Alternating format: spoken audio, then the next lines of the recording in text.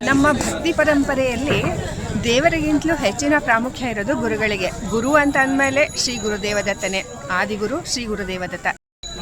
ಈಗ ನಾನು ಬಂದಿರೋದು ಗಾಣಗಾಪುರ ಕ್ಷೇತ್ರಕ್ಕೆ. ಶ್ರೀ ಗುರುದೇವ ದತ್ತನ ತುಂಬ ಮಹತ್ವದ ಕ್ಷೇತ್ರಗಳಲ್ಲಿ ಅಂದರೆ ದತ್ತಪೀಠ ಅಂತ ಏನೋ ಹೇಳ್ತೀವಲ್ಲ, ಅಂಥ ಕ್ಷೇತ್ರಗಳಲ್ಲಿ ಗಾಣಗಾಪುರ ಕ್ಷೇತ್ರ ಬಹಳ ತುಂಬಾ ಇಂಪಾರ್ಟೆಂಟ್ ಆಗಿರೋದು.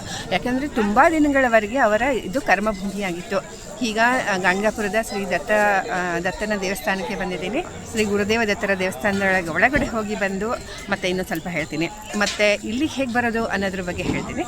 ತುಂಬ ಈಸಿಯಾಗಿ ಬರ್ಬೋದು. ಬೆಂಗಳೂರಿನಿಂದ ಡೈರೆಕ್ಟಾಗಿ ಗಾಣಗಾಪುರ ರೋಡ್ ಅನ್ನೋವರೆಗೂ ಟ್ರೈನ್ಸ್ ಇದೆ. ಅಲ್ಲಿಂದ ನಾವು ಹೊರಗಡೆ ಬಂದರೆ ಆಟೋ ಅಥವಾ ಟಮ್ ಟಮ್ ಮೀನ್ಸ್ 6 ಸೀಟರ್ ರಿಕ್ಷಾಗಳಿರ್ತವೆ. ಅದನ್ನು ಪರ್ ಹೆಡ್ ಥರನೂ ಕೂಡ ತಗೋತಾರೆ.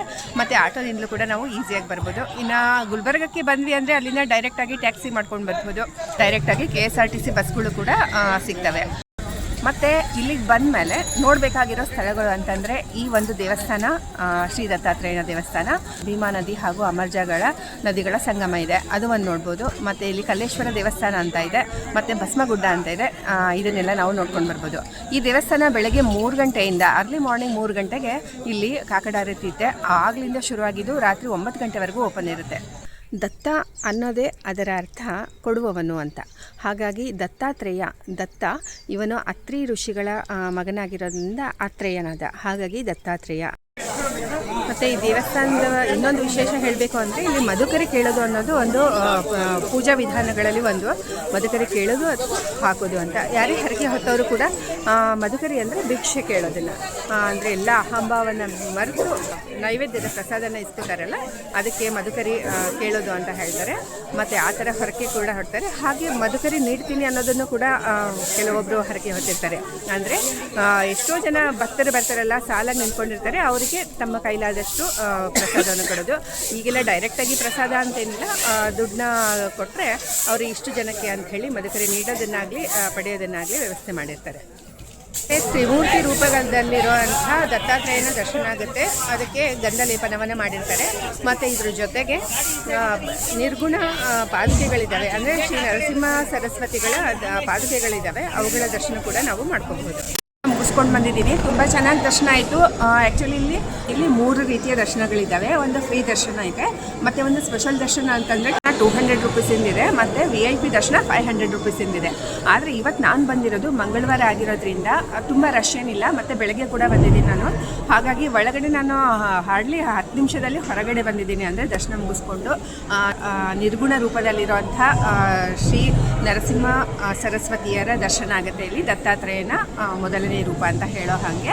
ಮತ್ತು ಇನ್ನೊಂದು ಹೇಳಬೇಕು ಅಂತಂದರೆ ರಶ್ ಇರಲಿಲ್ಲ, ಹಾಗಾಗಿ ನಾನು ಬಂದಿದ್ದೀನಿ. ಇಲ್ಲಿಯ ಒಂದು ಸ್ಪೆಷಲ್ ಅಥವಾ ವಿಶೇಷ ಅನ್ನೋ ಹಾಗಿದ್ರೆ ಇಲ್ಲಿಯ ಗಾಣಗಾಪುರದ ಕ್ಷೇತ್ರದಲ್ಲಿ ಭೂತ ಪಿಶಾಚಿ ದೆವ್ವ ಈ ಥರದ ಬಾಧೆಗಳಿಗೆ ಇಲ್ಲಿ ಜನ ಅದರ ಮುಕ್ತಿಗಾಗಿ ಬರ್ತಾರೆ. ಇಲ್ಲೆಲ್ಲ ನೋಡ್ತಾ ಇದ್ದೀರಲ್ಲ, ಇದು ಮಧ್ಯಾಹ್ನ 11:30-12 ಗಂಟೆಗೆ ಇದೆಲ್ಲ ಫುಲ್ ತುಂಬೋಗಿರುತ್ತೆ. 11:30ಗೆ ಆರತಿ ಇರುತ್ತೆ. ಆ ಟೈಮಲ್ಲಿ ಯಾವ ವ್ಯಕ್ತಿಗಳಿಗೆ ಈ ಥರ ಭೂತ ಪಿಶಾಚಿಗಳಿಂದ ಬಾಧೆ ಇರುತ್ತೋ, ಶುರುವಾದ ತಕ್ಷಣ ಆ ವ್ಯಕ್ತಿಗಳೆಲ್ಲ ಜೋರಾಗಿ ಕಿರ್ಚಾಡೋದು, ಕೂಗಾಡೋದು, ಒದರಾಡೋದು, ಅರ್ಚಾಡೋದು ಈ ಥರ ಎಲ್ಲ ಮಾಡ್ತಾರೆ. ಇದಕ್ಕೆ ಕಾರಣ ಅಂತಂದರೆ ಅವರು ಮನಸ್ಸಿನಲ್ಲಿರೋ ಒಂದು ರೀತಿಯ ನಿರಾಸೆ, ಹತಾಶೆಗಳು, ಮತ್ತು ಏನೋ ತುಂಬ ದಿನದಿಂದ ಇಟ್ಕೊಂಡಿರೋ ಪ್ರೆಷರ್, ಇದೆಲ್ಲ ಹೊರಗೆ ಬರೋಕ್ಕೆ ಆ ಟೈಮಲ್ಲಿ ಹೇಗೆ ಬರ್ತಾರೆ ಅಂದರೆ ಒಮ್ಮೆಲೆ ಎಲ್ಲರೂ ಯಾರಿಗೆ ಹಿಂಗೆ ಆ ಥರ ಇರುತ್ತೋ ಅವರೆಲ್ಲ ಈ ಕಂಬಿ ಮೇಲೆಲ್ಲ ಹತ್ತಾರೆ. ಆ ಕಂಬಗಳನ್ನ ಎತ್ಕೊಂಡು ನೇತಾಡ್ತಾರೆ, ಅರ್ಚಾಡ್ತಾರೆ, ಓ ದತ್ತ ಏ ದತ್ತ ಅಂತ ಕೂಗ್ತಾರೆ, ದತ್ತನಿಗೆ ಬೈತಾರೆ. ಇಷ್ಟೆಲ್ಲ ಆಗೋವರೆಗೂ, ಮಹಾಮಂಗಳ ಆರತಿ ಆಗೋವರೆಗೂ ಇದು ಕಂಟಿನ್ಯೂ ನಡೀತಾನೆ ಇರುತ್ತೆ. ನಾನು ಕೆಲವು ವರ್ಷಗಳ ಕೆಳಗೆ ಬಂದಿದೆ ಮಧ್ಯಾಹ್ನ 11:30-12 ಗಂಟೆಗೆ. ಅದು ಕೂಡ ಗುರುವಾರ.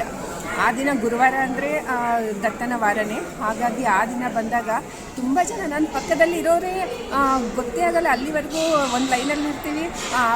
ಆರತಿ ಶುರು ಆದ ತಕ್ಷಣ ಒಮ್ಮೆಲೆ ಎದ್ಬಿಡ್ತಾರೆ. ಈ ಥರ ಎಲ್ಲ ಹಿಂಗೆ ನೇತಾಡೋಕ್ಕೆ ಶುರು ಆಗ್ತಾರೆ, ಎಲ್ಲ ಬೈತಾರೆ ಈ ಥರ. ಆದರೆ ಆರತಿ ಆದಮೇಲೆ ಅವರು ಸ್ವಲ್ಪ ಶಾಂತ ಆಗಿ, ಅಂದರೆ ಹೀಗೆ ತಮ್ಮ ಮನಸ್ಸಿನ ಎಲ್ಲ ಭಾವನೆಗಳನ್ನು, ಈ ಥರದ ಹಿಡಿದಿಟ್ಟಿರೋ ಹತೋಟಿಯಲ್ಲಿರೋ ಭಾವನೆಗಳನ್ನೆಲ್ಲ ಹೊರ ಹಾಕಿರೋದ್ರಿಂದ ತುಂಬ ಮುಕ್ತವಾಗಿ ಆಮೇಲೆ ಮಂಗಳಾರತಿ ಆದ ತಕ್ಷಣ ಕೆಲವರು ಕೆಲವರು ಹೆಚ್ಚಿನ ತಪ್ಪು ಬೀಳ್ತಾರೆ, ಮತ್ತು ಕೆಲವರು ಶಾಂತವಾಗಿ ಕೂತ್ಕೋತಾರೆ.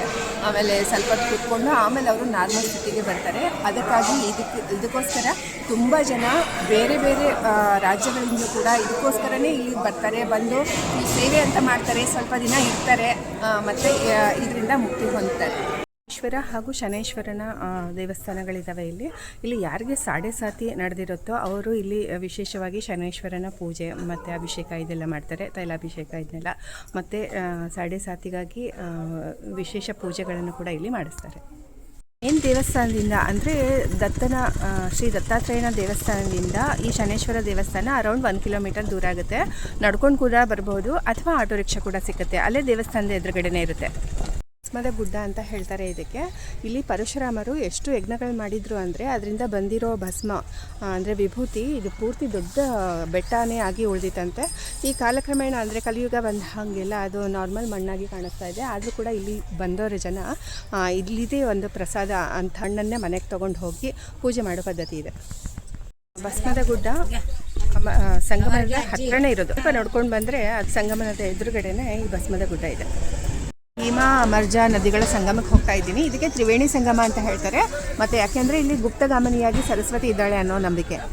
3.5 ಕಿಲೋಮೀಟರ್ ಆಗುತ್ತೆ. ಅಲ್ಲಿಂದ ಬರೋಕ್ಕೆ ಆಟೋ ರಿಕ್ಷಾಗಳ ಕೂಡ ಸಿಗ್ತವೆ ಹೊರಗಡೆ, ದೇವಸ್ಥಾನದ ಹೊರಗಡೆನೆ, ಅಥವಾ ನಮ್ಮ ಗಾಡಿ ಇತ್ತು ಅಂದರೆ ಈಸಿಯಾಗಿ ಬರ್ಬೋದು. ನದಿ ಸಂಗಮದಲ್ಲಿ ಸ್ನಾನ ಮಾಡಿ ಇಲ್ಲಿಯೇ ಒಂದು ದೇವಸ್ಥಾನ ಇದೆ. ಈ ದೇವಸ್ಥಾನಕ್ಕೆ ಬರ್ತಾರೆ. ಇಲ್ಲಿ ತುಂಬ ಜನನೇ ಗುರುಚರಿತ್ರೆ ಪಾರಾಯಣ ಮಾಡೋಕ್ಕಂತಲೇ ಬರ್ತಾರೆ. ಯಾವಾಗಲೂ ಕಂಟಿನ್ಯೂ 365 ದಿನಗಳು ಇಲ್ಲಿ ಗುರುಚರಿತ್ರೆ ನಡೀತಾನೇ ಇರುತ್ತೆ. ಎಷ್ಟೋ ಜನ ಬರ್ತಾರೆ, ಅದಕ್ಕೋಸ್ಕರ ಸೇವೆಗಾಗಿ ಇಲ್ಲೇ ನಿಂತ್ಕೋತಾರೆ. ಅಂದರೆ ಒಂದೊಂದು ವಾರ ಅದನ್ನು ಸಪ್ತಾಹ ಅಂತ ಆಚರಣೆ ಮಾಡ್ತಾರೆ. ಇದರ ಪಕ್ಕದಲ್ಲಿ ಇಳಿಯೋಕ್ಕೆ ಎಲ್ಲ ವ್ಯವಸ್ಥೆ ಕೂಡ ಇದೆ, ರೂಮ್ಸು ಅದೆಲ್ಲ.